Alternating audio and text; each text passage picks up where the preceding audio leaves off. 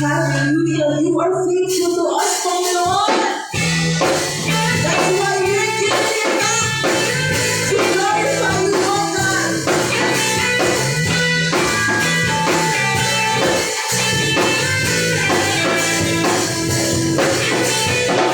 I'm reaching for the prize. I'm giving everything. I put my life on it. It's what I live for. Where you will keep me from all that you have for me. You hold my head up high. I live for you. Whether it's me, it's giving in me. That he is in I can hold your mountain. I can do all this you got.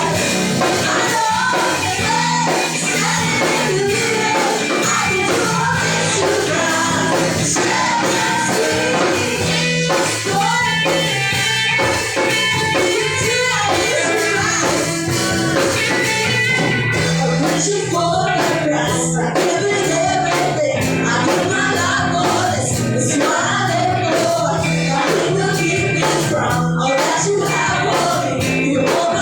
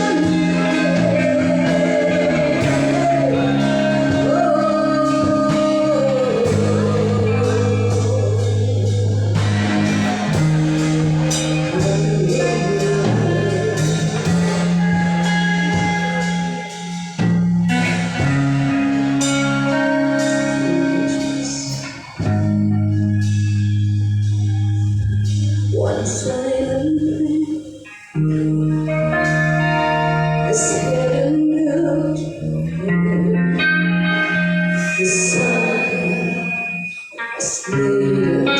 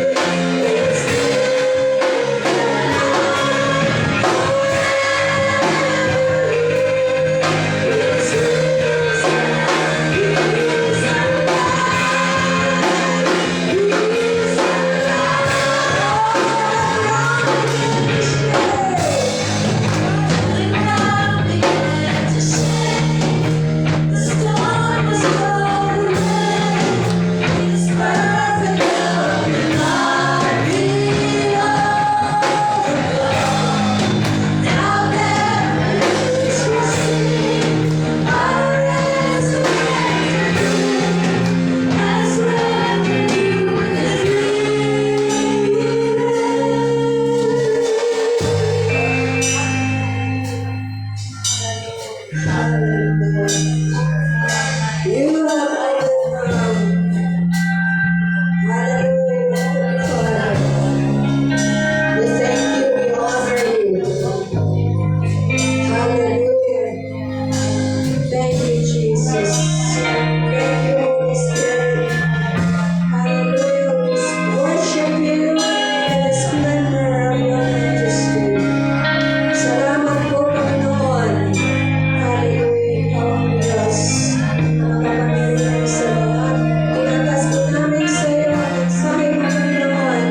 Yung mensahe mo gusto mong marinig namin. Hindi ang gusto namin, Panginoon. Hallelujah. Good in the midst of everyone. Salamat po, Mahal na Diyos. Hallelujah. Ganda, ganda, masyente. Ganda, masyente, masyente. Hallelujah. Hallelujah. Salamat po, Panginoon, sa umagang ito. Hallelujah. In Jesus' name. Amen. Palapakan po natin ang Diyos. Amen. We deserve all our praises. Pwede na po tayong makaupo sa presensya ng Diyos. Salamat po mga sirero. Salamat mga singer. Salamat po sa presensya ng bawat isa. Ayan. Yung mga bata pwede na pong pumasok. Hindi po sa lungga. sa inyong mga kwarto. Kumustahin nyo nga po ang inyong mga katabi. Kahit yung mga upuan, bakante. Kumustahin po natin. Okay. Buksan po natin ang ating Biblia sa 1 Corinthians chapter 15. Okay, this is sa New Testament, ito po yung resurrection chapter. 1 Corinthians chapter 15. Okay. Verse 1. Talakayin po natin ang verse 1 hanggang 58. Haba yata niya. Okay, pakilagyan nga ng kaunting treble, kaunting bass, yung ating pong sound. Okay, good morning po sa mga nanonood ng live from Luzon, Visayas, and Mindanao. Okay, our title or our topic is The Irrefutable Power of Christ's Resurrection. Pag sinabi po natin irrefutable, Hindi niyo po kailangan itong i-refute o pasubalian o i-argument. O maglagay po tayo ng argumento, hindi pwede po natin itong tanungin or questionin. Totoo ba na si Kristo ay muling nabuhay? Okay, subtopic. Where, O death, is your victory? Where, O death, is your sting? Nasaan kamatayan ang iyong kapangyarihan? Nasaan kamatayan ang iyong kamandag? Ang kapangyarihan po ng kamatayan ay kasalanan. Ang sabi po doon sa 1 Corinthians chapter 15 verse 56. The sting of death is sin, and the power of sin is the law. Ang kamandag o lason ng kamatayan ay kasalanan at ang kapangyarihan ng kasalanan ay ang batas. Sabi po doon sa Romans chapter 5, beginning verse 12, ang kasalanan ay pumasok sa sanlibutan sa pamamagitan ng isang tao.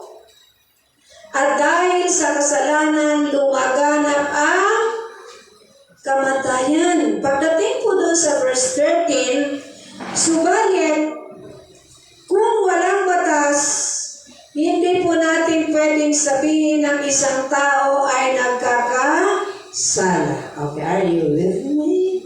Okay. Okay, so, papaano po na ang batas ay nagiging nagsasabi na tayo po ay nagkakasala? Example na lang, tumingin po kayo sa akin. Bawal magtapon ng basura dito. Kapag nagtapon ka, nagkakasala ka ba? Bakit ka nagkakasala? Kasi merong batas. Pero kung walang batas na inilagay doon, kahit magtapon ka ng basura, hindi ka nagkakasala, walang batas. Ganon din po sa Garden of Eden, nagkasala po ang si Adan at si Eva. Ang sabi ng Panginoon, you can eat lahat ng bunga ng puno, wag lang yung isa na nasa gitna. Subalit, dahil sa kanilang marundog na pagnanasa na yung bawal ay gawin, naging curious sila. Bakit ba ito bawal? Ang tao, kung ano ang pinagbabawal mo, siya yung kanyang ginagawa. Why? Because of the sinful nature o yung kalikasang makasalanan na minana kay Adan. Amen? Kaya sabi po rito sa 1 Corinthians 15:56, ang sabi po roon ay ang kamandag ng kamatayan ay kasalanan at ang kapangyarihan ng kasalanan ay yung batas. Subalit ang tanong po rito ay, where, O death, is your victory? Where, O death, is your sting? Tayo po ay ang 1 Corinthians po ito ay, bakit ito isinulat ni Pablo? Dumako po tayo muna sa ating sermon statement, the resurrection of Christ and the resurrection of all the believers at His second advent is our blessed hope and a sustaining power to endure hardship and sufferings in this unprecedented time and in the world full of uncertainties. Ibig sabihin po, Yung pong muling pagkabuhay ni Jesus at yung muling bubuhayin ang mga anak ng Diyos, ito po yung ating pag-asa. At ito po yung nagsusustain sa atin, sustaining power upang matagalan po natin na mamuhay sa gitna ng maraming mga pagsubok. Dahil sa mundong ito po ay punong-puno ng mga bagay na walang kasiguraduhan. Pag sinabi po natin unprecedented time, ito po yung mga panahon na bigla na lang may dumarating na mga pagsubok, pwedeng individual o pwedeng pangkalahatan. Amen? Lalo po sa ating panahon, biglang mayroong krisis. Amen? Okay, so yung maraming mga tao nag-expect, paganda ng paganda ang mundo. Nung biglang nagkaroon ng krisis, ang buong mundo, hindi na nila nasasabi. That is unprecedented time. Yun naman full of uncertainties, ito po yung mga bagay sa mundo walang kasiguraduhan sapagkat dito po sa mundo, lahat po ay pansamantala. Amen? Okay, bakit po ito sinulat ni Pablo? Tingnan po natin yung historical background.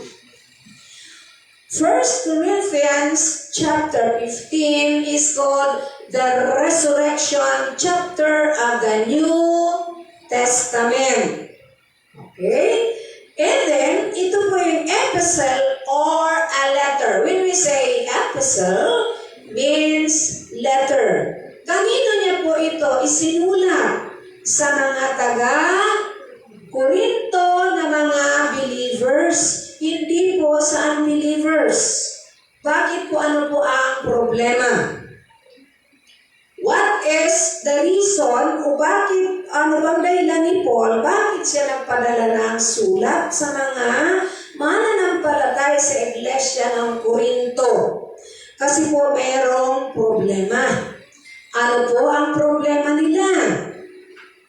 Sila po ay napangaralan ng mga maling katuruan, napasukan ng maling katuruan na nagsasabi na walang muling pagkabuhay ang mga patay. At ito po ay na-influensyahan ng mga Griegong philosophers na kung saan ang paniniwala nila ng tao ay hindi kailanman pwedeng mabuhay na maguli. Ito pong mga false prophets na ito ay tinatawag na Greek dualist. Bakit dualist? Galing po sa salitang dual or dalawa. Okay, ano po ba yung paniniwala nilang dalawa? Na ang physical body ay hiwalay sa soul.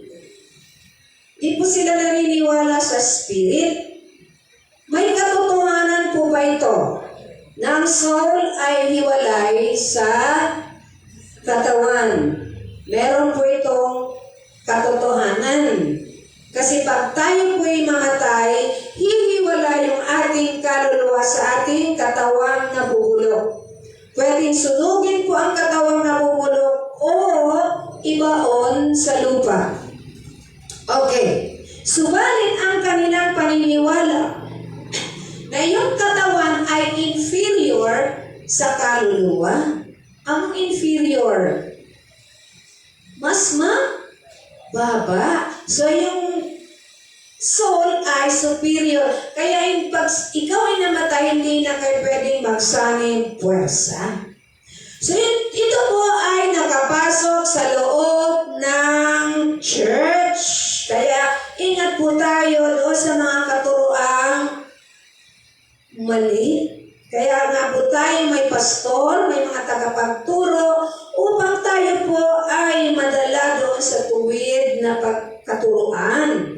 Ang dualism po, ito po ay napakaraming klase. Huwag na po nating talakayin. Marami pong kulto na kung saan dito po nila hinamo yung kanilang mga katuroan. Okay. Basahin po natin ang 1 Corinthians chapter 12. Sabi po sa 1 Corinthians chapter 12, Now if Christ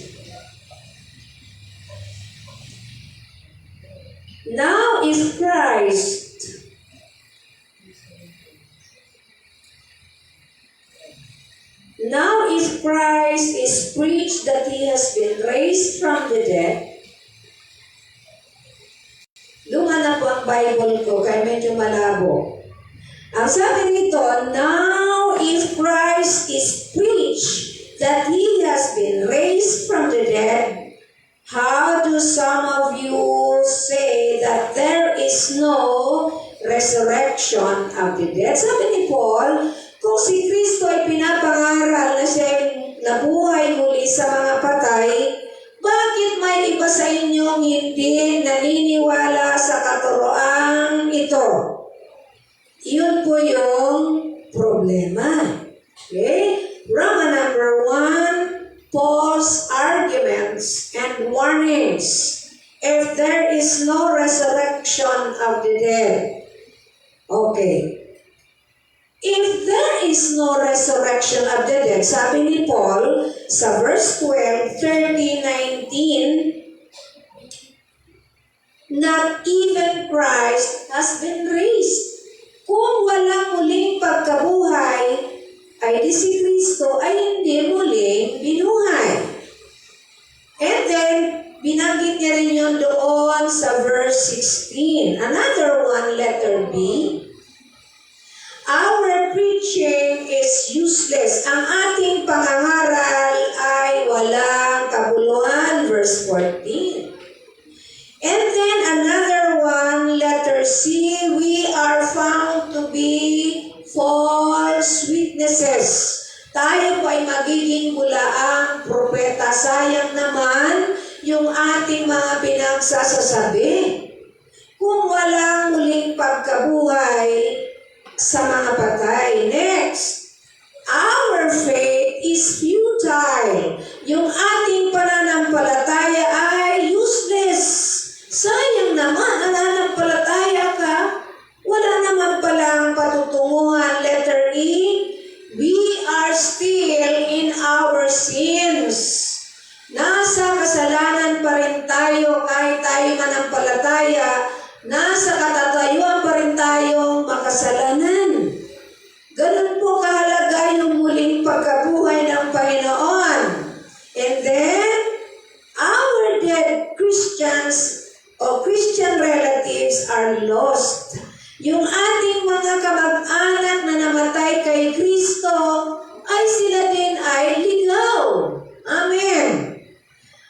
At sabi ni Paul, kung si Kristo ay hindi nabuhay mula sa mga patay, tayo yung pinakaawa-awang nilalang sa mundo. Ito po yung ginagamit ng isang reliyon na hindi naniniwala kay Kristo. Pag sila po ay nangaral sa inyo, ito kaagad ang kanilang gagamitin. Hindi muna nila binasa sa verse 1 na si Kristo ay muling nabuhay mula sa mga patay. Ang sabi ni Paul, kung si Kristo ay hindi muling nabuhay mula sa mga patay, yung ating mga pananampalataya ay walang kabuluhan at tayo yung pinakaawa-awang nilalang sa balat ng lupa. Papayag ba kayo? Siyempre hindi. Dahil alam po natin ang katotohanan. Pagdating po doon sa verse 32, ang sabi ni Paul, kung si Kristo ay hindi muling binuhay mula sa mga patay, anong sabi niya? Let us eat and drink. Tayo ay kumain na lang ng kumain at uminom na lang ng uminom. Kasi bukas, sabi rito bukas, mamamatay tayo.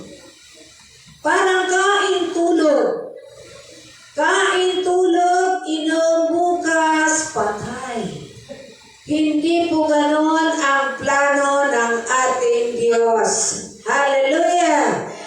Ano pong warning 1, sabi ko rito ang aking unang division. Ang tawag ko dito, division.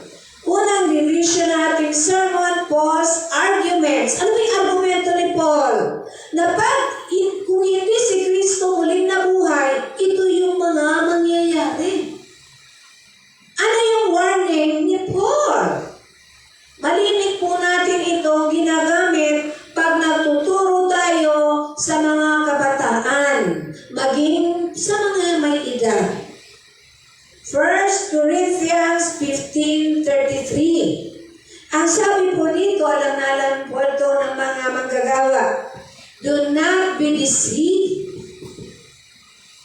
Bad company corrupts good morals.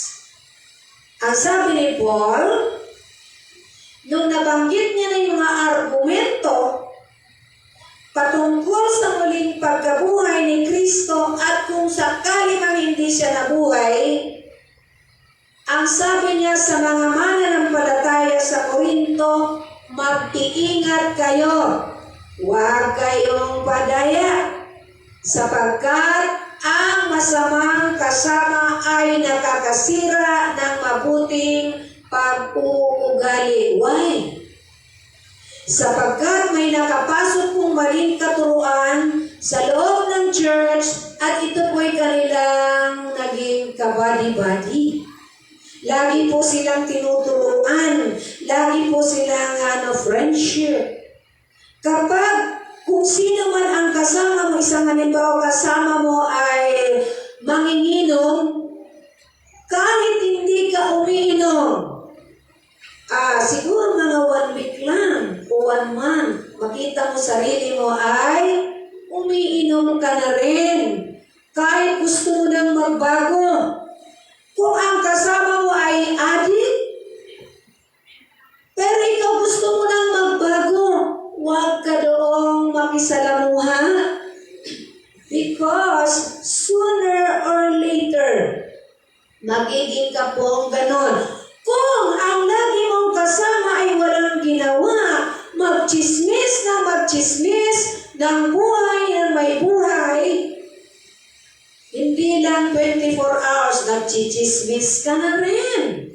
Kaya noon po sa iglesia ng Corinto, ang context po nito ay yung mga maling katuruan, mga false teachers. Yung po mga nagtuturo ng mali at sinasabi nila doon sa mga mananampalataya na walang muling pagkabuhay mula sa mga patay. Sabi ni Paul, iwasan nyo o mag-ingat kayo na huwag kayong padaya sa ganong mga tao. Amen?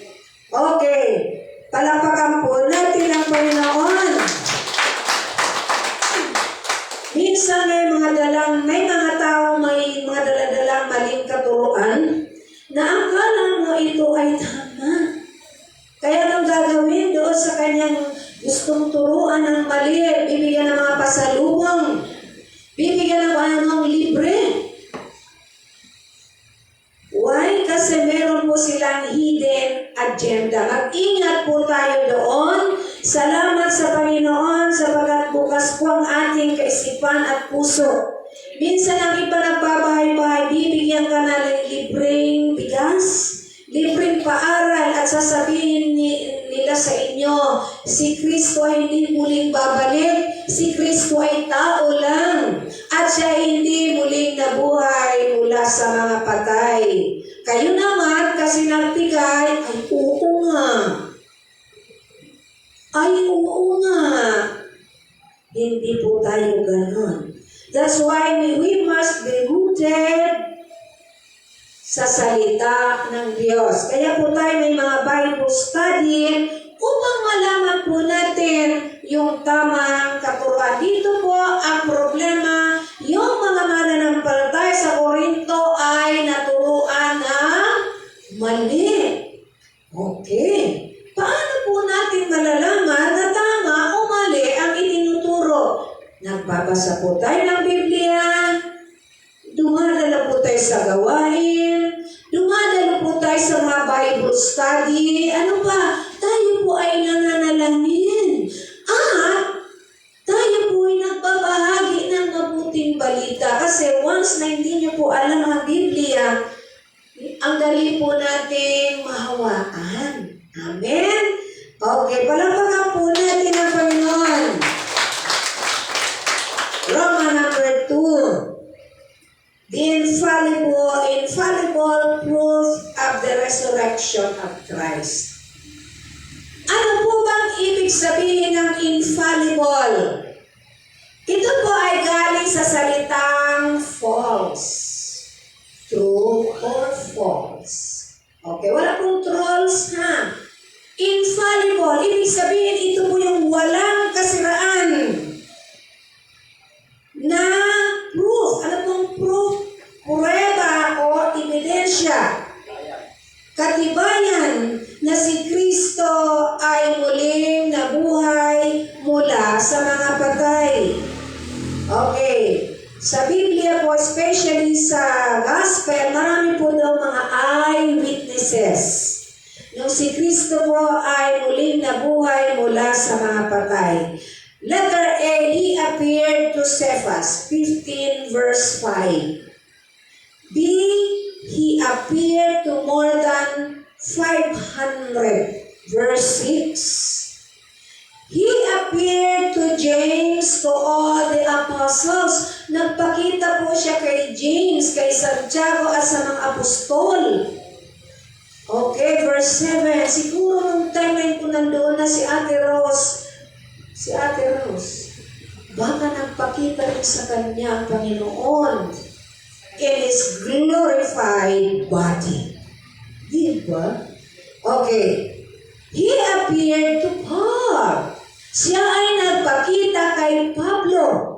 Nasaan si Pablo? Paul was on the way to the road, Damascus Road, para pumunta siya sa isang lugar para tuligsain niya at pagpapatayin niya yung mga Kristiyano.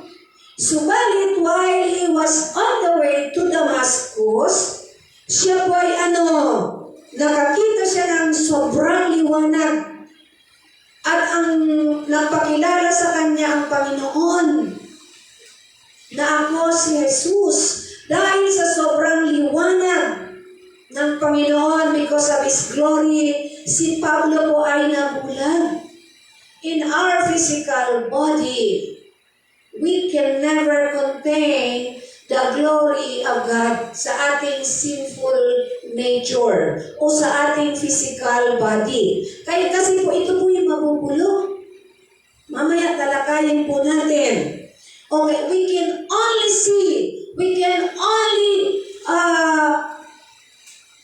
communicate. We can only communicate to the presence of God through our spirit. Through our spirit, we can only commune with God in our physical body. Subalit kapag tayo po ay kinuha ng Diyos, that is the appointed time for us to see Jesus face to face. He appeared to Paul, and then the testimony of angels in Matthew 28, verse 5 to 6. Kasi po may mga babae na hinahanap po si Jesus. Kasi ang mga babae pong ito, naniniwala po sila, meron po silang kaalaman, ang kaunting kaalaman na yung pong mga sinasabi ni Jesus na pag siya'y muling namatay, siya'y muling mabubuhay. Ang sabi ng anghel, sino hinahanap niyo? Yung patay dyan ay muling nabuhay, wala na siya dyan. Ang pangalan niya Jesus. Ang sabi niya doon sa mga babae, sabi niya, siya ay muling nabuhay. At sige na, umalis na kayo, pumunta kayo sa mga apostol at ibalita niyo na si Kristo Jesus ay muling nabuhay. Amen. Nagtataka po tayo bakit maraming tao ang hindi na naniniwala na si Kristo ay muling nabuhay. Amen? Okay. Another the empty tomb. Yung po, anong tomb? Libingang walang laman. Ang tomb po ni Jesus ay yungib. Ang libingan po kasi noon mga yungib. Ito po ay natatakpan ng napakalaking bato. Ito po ay tumitimbang ng 1,000 kilograms. Equivalent po ito sa 1 tonelada. At hindi po ito kayang buhatin ng 1, 2, o 12 disciples. Pwede po itong buhatin ng 20 to 30 people. Ganun po siya kabigat. At hindi lang po yung mabigat na bato ang itinakip nila doon sa libingan ni Jesus, kundi sinilyaduhan po nila ito para walang tao makapasok at meron pa pong gwardya. Subalit, meron po bang makapangyayari sa kapangyarihan ng Diyos? Wala. Ang sabi po sa Book of Matthew, meron po anghel na bumaba mula sa kalangitan at siya po yung nagbukas. Siya po nagtanggal ng batong mabigat. Amen? So, yun po yung mga palatandaan o hindi lang palatandaan o patunay. Then, infallible proof of the resurrection of Christ. Hindi po natin ito pwedeng pasinungalingan, hindi po natin ito pwedeng pasubalian, because it is written in your Bible, in my Bible. Amen? Praise the Lord. Meron po ba dito? Sige po, palakpak po sa Panginoon. Okay. Meron po ba dito naniniwala na si Kristo ay hindi muling nabuhay? Wala. Lahat po tayo ay naniniwala sa mga bagay sa pangyayari niyaon, bagamat wala po tayo doon. Bakit po tayo naniniwala? Because of our faith. Dahil meron po tayong pananampalataya sa Panginoon. At syempre, nababasa po natin sa Biblia, Roma number 3, our blessed hope of the resurrection power of Jesus Christ. Nung nagbigay po ng argumento si Pablo, at nagbigay po siya ng warning, at nagbigay po siya ng mga patunay na si Kristo ay muling nabuhay, nagbigay naman po siya ng pag-asa. Sabi po doon sa verse 20, but now Christ has been raised from the dead, the first fruits of those who have fallen asleep. Ang sabi po sa verse 20, sabi ni Paul, subalit, si Kristo ay talagang nabuhay mula sa mga patay. Ang panganay doon sa lahat ng mga namatay. Ginagamit po ito ng isang grupo na hindi naniniwala na si Kristo ay Diyos. Yung word na panganay sa salitang Tagalog sa inyong Bibliang Tagalog. Ano po ba ang ibig sabihin na si Kristo ang panganay? Ang sabi nila, nakita nyo na, di ba si Kristo ay tao lang? Panganay siya, di ba? Panganay. Ibig sabihin, pinanganak siya at siya may mga kapatid at siya ay tao. Narinig nyo na ba to? Very deceiving po. Yung kanila mga paliwanag, subalit mahalaga po talaga nagpapasa kayo ng Biblia, nagtatanong, nagpapaturo. Okay, listen. Ang sabi po dito, Jesus is the first fruits. Sa Biblia po, napakarami pong first fruits. Panganay sa Tagalog. Ang layo naman yata, dapat unang bunga. Okay. So, ano po ba ang first fruits? Ang ibig sabihin po nito sa konteksto ito, na si Kristo ay una na nabuhay mula sa mga patay at hindi na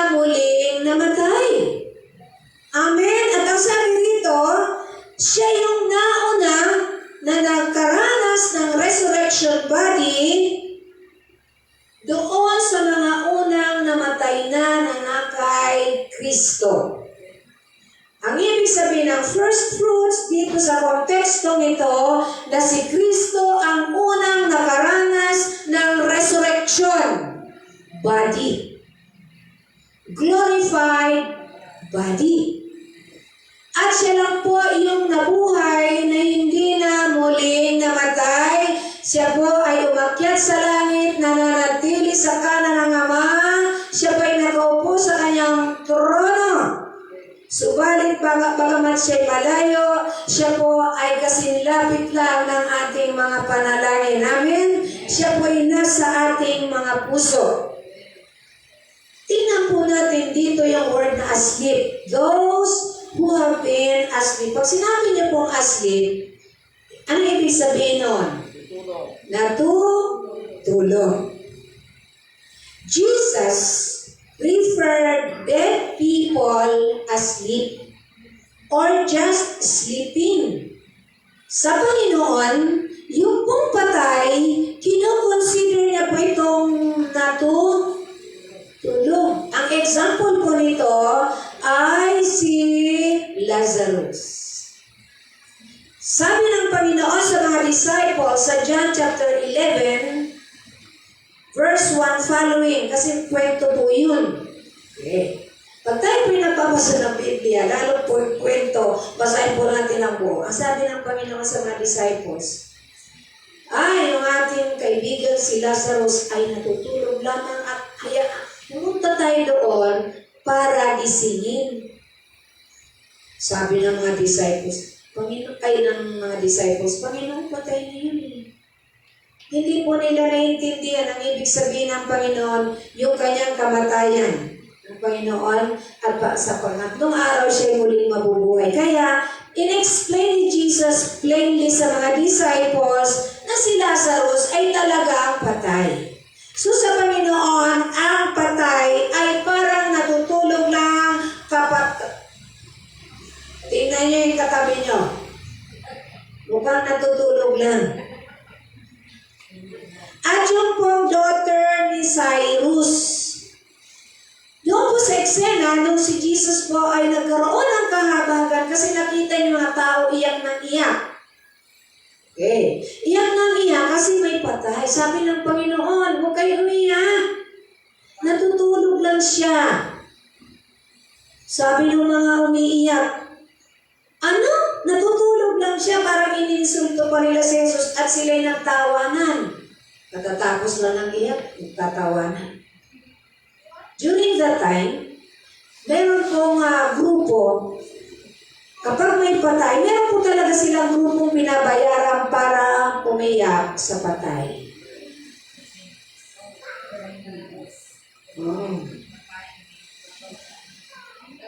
Ngayon, pag may patay, di ba may video ka ba? Okay. But during those times, marami talagang naiiyak. Yung iba naman talagang nalulungkot. Yung iba naman, in-invite talaga yung para umiyak. Okay?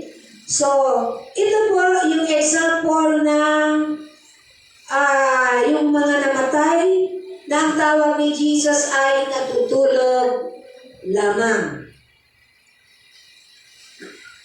Baka magtanong kayo, bakit si Lazarus, Ma'am Ellen, siya ay binuhay ng Panginoon? Si Lazarus po, nung siya binuhay ni Jesus, siya po ay muling namatay.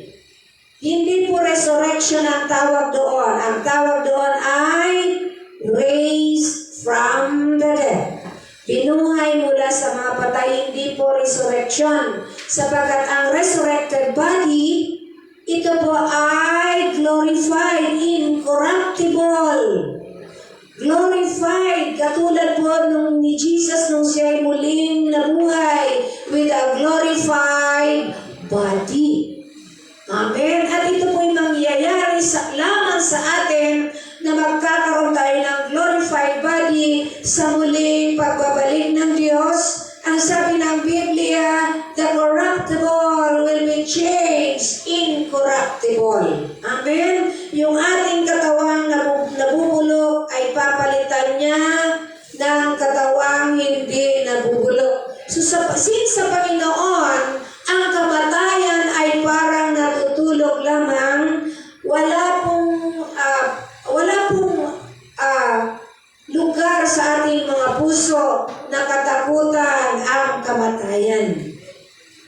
Christian death is not something to be feared of. Actually, ang Panginoon siya ay nalulugod doon sa mga anak niya kapag sila ay nawala na dito sa mundo. Why? Because John 11:25, ang sabi ng Panginoon, Jesus said to her, to Martha, I am the resurrection and the life. He who believes in me will live even if he dies. Ang sabi ng Panginoon, ako ang muling pagkabuhay at ang buhay. Sino mang mamamatay ng merong pananampalataya, siya ay muling mabubuhay. Gusto niyo na ba? Of course, hindi naman. Alam niyo po ba ang kamatayan? Ito po yung pinakatatakutan ng mga tao. Ang kamatayan. Subalit sa isa pong Kristiyano, although ayaw pa rin natin kunin tayo ng Diyos, ang kamatayan ay nakatakda para sa bawat isa sa atin. Subalit may pangako ng Diyos that those who believe in Him will, though they die, will live. Okay. Doon po sa verse 21, ang sabi po ni Pablo, for since death came through man, the resurrection of the dead comes through man. Yung pong kamatayan ay lumaganap sa sangkatauhan sa pamamagitan ng isang tao. Sino yon? Si Adan, Romans chapter 5, verse 12.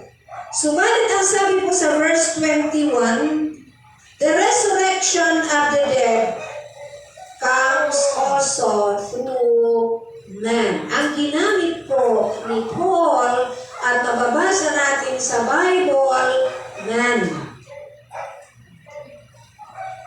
Jesus is 100% God, 100% man. Bakit po tao o bakit po nagkatawang tao ang Panginoon? Kasi ang ililigtas niya ay mga tao. Siya po ay nagkatawang tao, subalit hindi po siya kailanman nagkasala.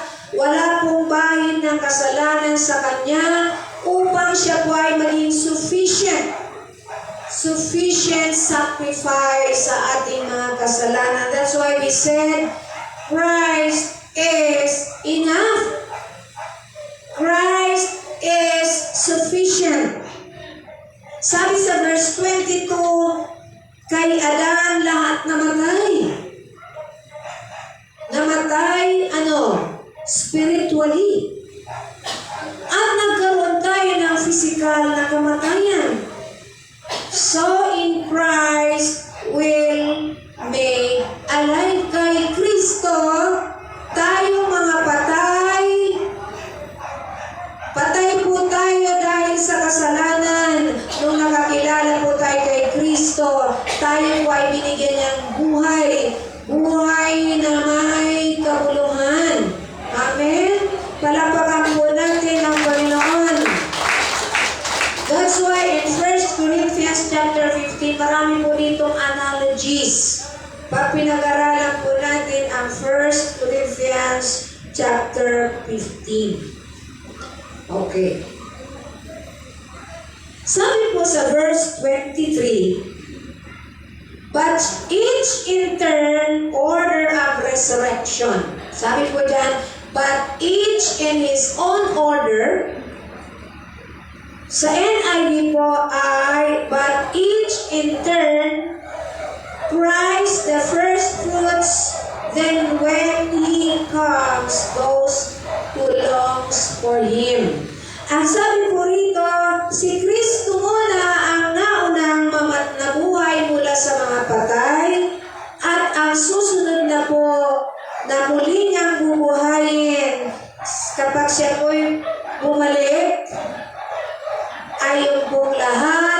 ang sumasampalataya sa Kanya. Kailan po yun? Sa Kanyang uling pagbabalik. Amen? Talampakan po natin ang Diyos. Ganito po kahalaga yung resurrection ng Panginoon. Kung si Kristo po ay namatay, inilibing at hindi po nabuhay na maguli, hindi po siya karapat-dapat paniwalaan. At hindi po siya Diyos. But since Jesus is God, siya po ay Diyos, yung pong kanyang muling pagkabuhay, ito po ay nagpatibay sa mga mananampalataya na tayo po ay merong buhay na walang hanggan. Amen. Hallelujah. Sa Old Testament, lagi po ditong nababasa first fruits. First fruits. Sa iba pong mga libro may mababasa rin kayong first fruits. Pero sa konteksto pong ito, ang first fruit ay ang Panginoon. In the first fruit offered in the Old Testament, sa Old Testament po, kapag ikaw po ay nagtanim, yung pong unang ani, kailangan mo pong ihandog sa Diyos. Hindi lamang po unang ani, kundi yung best harvest. Maging hayop man ito o pananim. Hindi ka po pwedeng mag-offer sa Diyos ng isang hayop na kulang ang isang tainga, isang hayop na duling o kaya bulag. Hindi po yan pwede sa Panginoon. It is a matter of life and death. Hindi ka rin po pwedeng mag-offer ng halaman o mga pananim na tira-tirahan. Why? Because ang gusto ng Panginoon ay the best.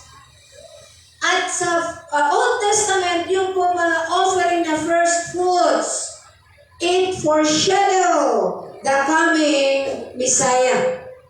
Yung po mga first fruits na yon, may significance po yon na nagpapakita na yung darating na Messiah, the first fruit is the best in heaven.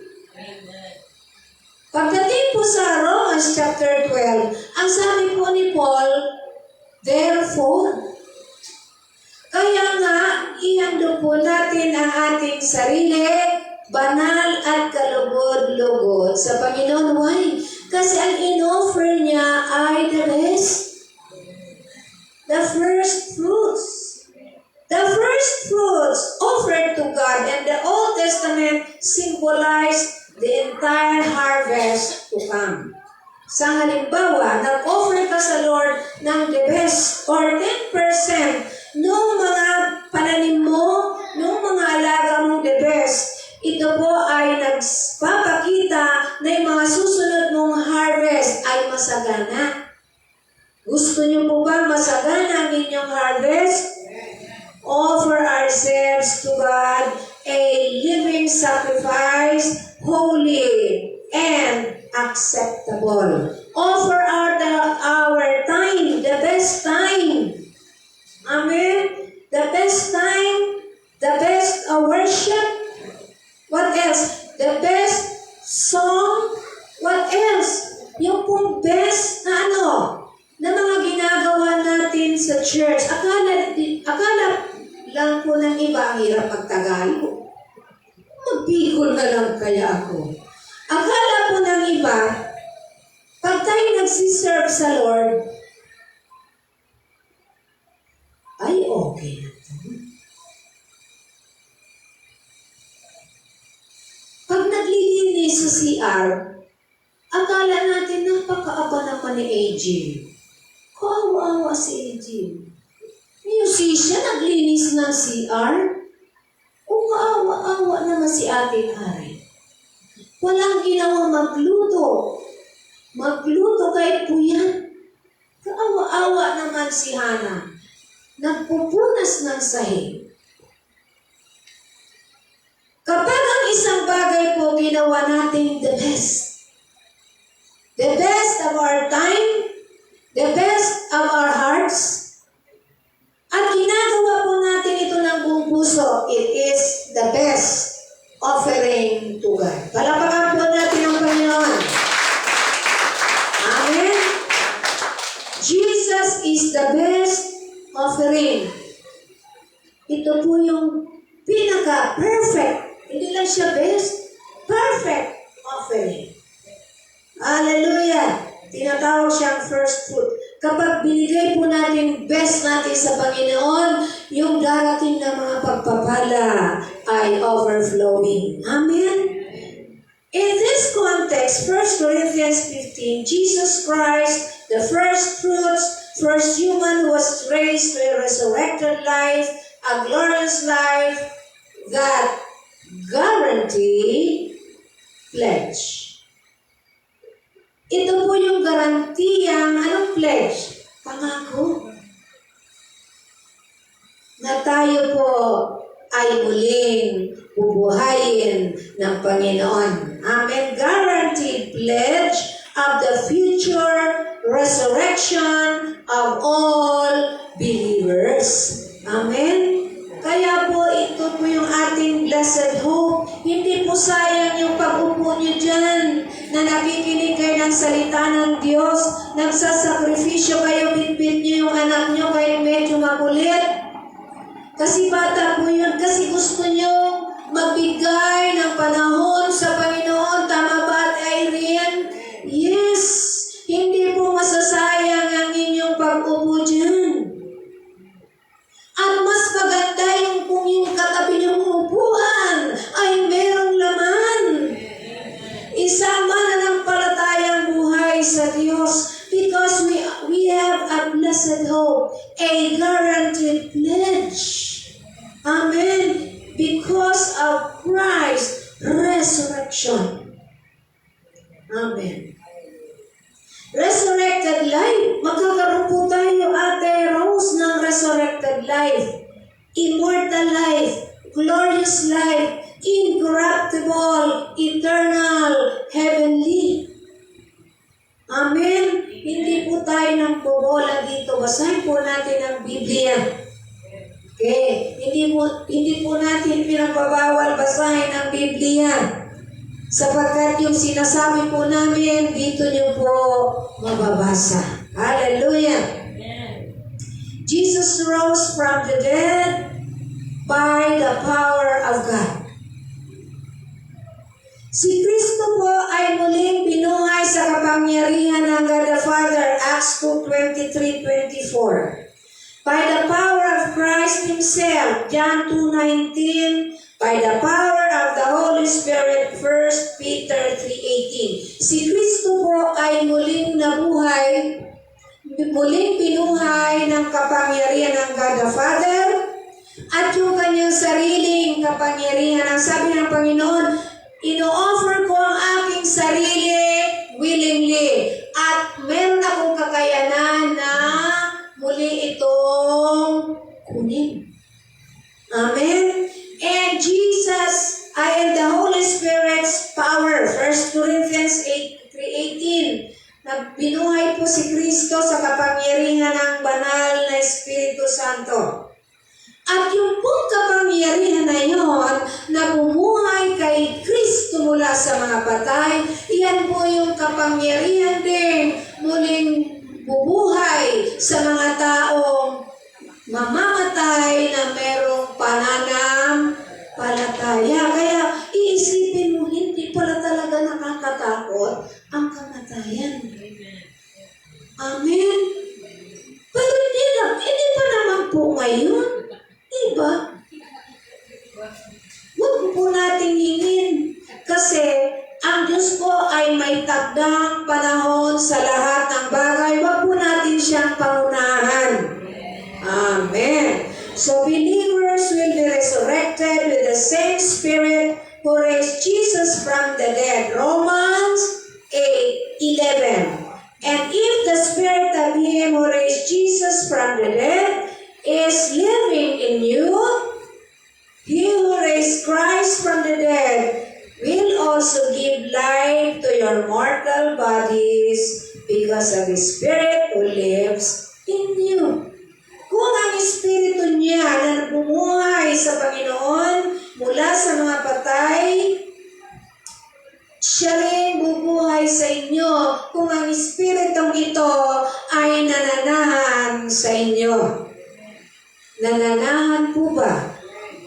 Espiritu ng Diyos sa inyo.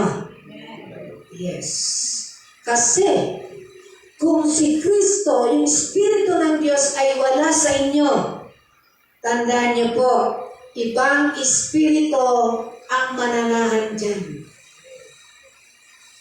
Anong klaseng Espiritu? Masamang Espiritu.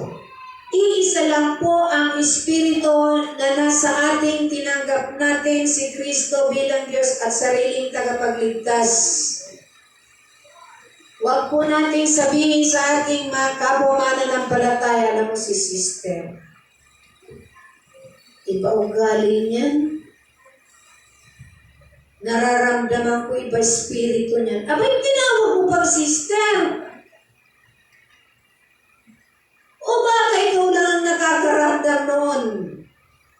Amen? Tanda po natin, iisa lang espiritu na nasa atin. Yung pong iba't ibang espiritu, ito po yung mga masasamang espiritu. Kasi Satan, meron po siyang tinatawag ng mga territorial spirits na ina-assign niya sa iba't ibang lugar sa mga high places. Pero kayang-kaya po ito po ay napagtagumpayan na ng Panginoon. At higit na makapangyarihan, greater is He who is in us than He that is in the world. Yung pong Espiritu nga sa atin, abay makapangyarihan po yan sa lahat. Kaya lang minsan, bakit kaya nangihina ako? Abay gamitin mo yung kapangyarihan binigay ng Diyos ay sa pamamagitan ng pananampalataya. Okay. So doon po sa 1 Corinthians 15:51, listen, I tell you a mystery, we will not all sleep. Ibig sabihin, hindi lahat tayo mamamatay, but we will all be changed. Kasi po pag dating po ni Jesus, yung muling pagkabuhay ni Jesus, may madadatnan po siyang mga buhay pa. Ang sabi nito, hindi lahat tayo mamamatay sa kanyang muling pagbabalik, may madadatnan po siyang buhay pa. Subalit ang sabi ng Biblia, lahat po tayo ay kanyang babaguhin. Verse 52, in a flash, in a twinkling of an eye, at the last trumpet. Sabi po nito, last trumpet. Wala na pong ibang trumpeta na darating. Last trumpet. Ano pong ginagawa ng trumpeta? For the trumpet will sound and the dead will be raised imperishable and will be changed. We will be changed. Yung pong trumpeta ang gagamitin ng anghel, hindi po ito sikreto. At pag tumunog po yung pagkakat, yung pong mga namatay kay Kristo ang unang-una bubuhayin. Ibig sabihin yung trompeta maririnig ng sangkatauhan. Sabi po sa Revelation chapter 1 verse 7, sa muling pagbabalik ng Panginoon, all eyes will see Him. At maging yung nagpahirap sa Kanya, makikita po siyang dumating o dumarating. Hindi po sikreto. Amen? Meron po tayong pag-asa, for the perishable must be clothed itself with imperishable, and the mortal with immortality. When the perishable has clothed with imperishable, and the mortal with immortality, then the saying that is written will come true, death is swallowed in victory. Kaya ang tanong ni Paul, o kamatayan, nasaan iyong kapangyarihan? Nasaan ang iyong kamandag? Sa verse 57, thanks be to God, He gives us the victory through our Lord Jesus Christ. In that victory happened in the grave.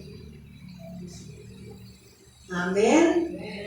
When Jesus resurrected from the dead. Kaya po doon sa verse 58, ang context po nito ay binigyan niya po ng encouragement yung mga mananampalatay sa Korinto na nangihina po sila kasi merong katuroang mali na pumasok at umiiba na yung kaisipan nila na parang gusto nilang talikuran yung maling katuruan. At yung iba ayaw nang maglingkod sa Diyos. Kaya sabi ni Paul, therefore, my dear brothers and sisters, stand firm, let nothing move you. Always give yourselves to the work of the Lord, because you know that your labor in the Lord will not be in vain. Tatagalogin ko po. Sa makatuwid, mga kapatid, kung kay Kristo kayo ay maging matatag, let nothing move you. Huwag niyong hayaang merong anong let nothing move you. Always give yourselves to the work of the Lord. Sa anak po ng Diyos na po tayo gumagawa sa Panginoon. Kasi tayo po ay living organism. Sa science, di ba, elementary, living organism, gumagalaw po yun. Yung mga worms, di po tayo worms. Pero may buhay po tayo buhay. Kailang gumagalaw po tayo na naglilingkod sa Panginoon. Kasi sayang naman yung buhay mo na ipinagkatiwala sa iyo ng Panginoon. Amen? Okay, because you know that your labor in the Lord will not be in vain. At ito din po ang encouragement sa atin ni Paul. Yamang si Kristo ay namatay, inilibing at muling nabuhay. Mga kapatid, huwag kayong panghinaan ng loob sa kabila ng mga trahedyang nagaganap sa ating kapaligiran. Amen? Ang kinatatakutan ngayon ng mga tao ay ano? Mahal ang gasolina. Ang sabi ng kapitbahay, bakit ka ba natatakot? Nang nagmamahal ang gasolina, wala ka namang sasakyan? Oo nga naman. Bakit? Pag bumili ka bang talbos ng kamote, talbos ng kangkong, ano pang talbos, pechay, whatever, so on and so forth. May gasolina ba yun? Diba?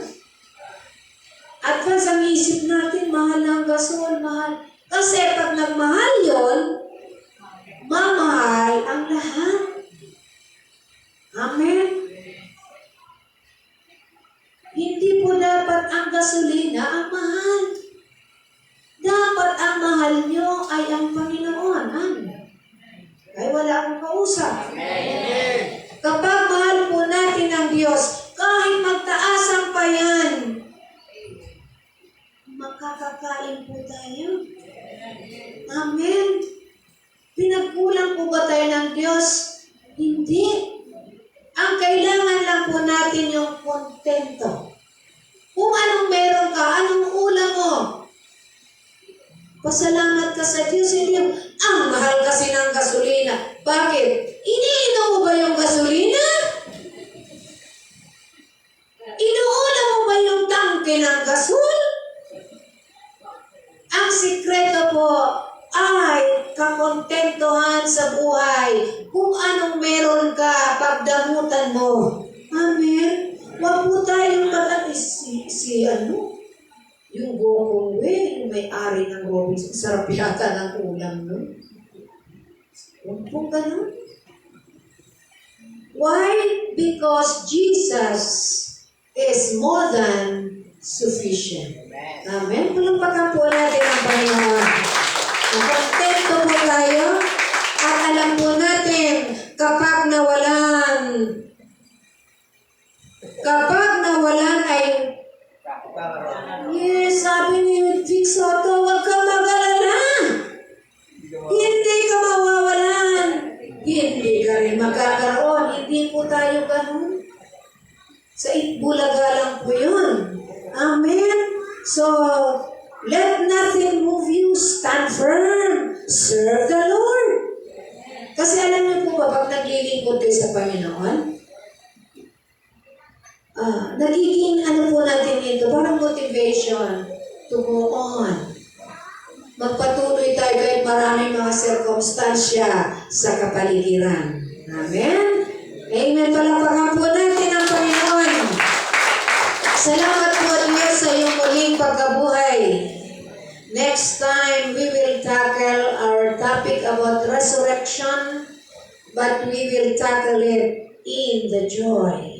The joy of resurrection. Salamat Panginoon, sapagkat sa muling pagkabuhay ay merong kagalakan, Panginoon. Thank you, Jesus. Bagamat nakakaranas po kami ng mga trahedya, mga pagsubok, subalit kung titingin po kami sa krus ng Kalbaryo, titingin po kami doon sa libingan mong bakante, yung empty tomb nang ibig sabihin, ikaw ay muling nabuhay.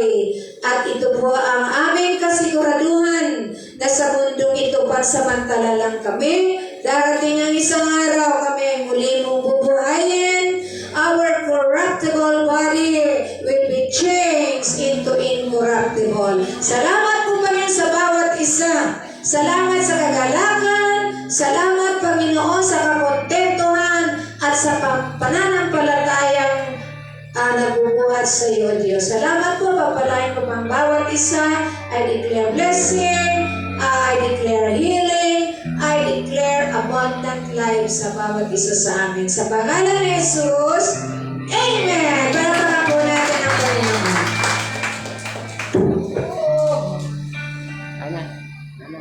Anak.